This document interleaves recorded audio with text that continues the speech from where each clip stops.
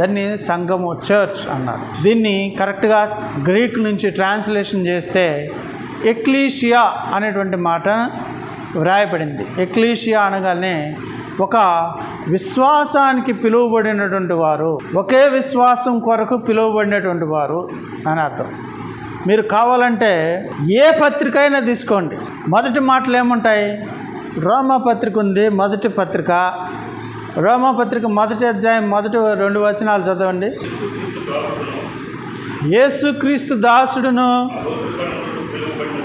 అపోస్తలుడుగా ఉండుటకు పిలువబడిన వాడును, దేవుని సువార్త నిమిత్తము ప్రత్యేకింపబడిన వాడునైనా, రోమాలో ఉన్న దేవుని ప్రియులందరికీ, ప్రియులు అనే దగ్గర అనగా పరిశుద్ధులుగా ఉండుటకు పిలువబడిన వారందరికీ.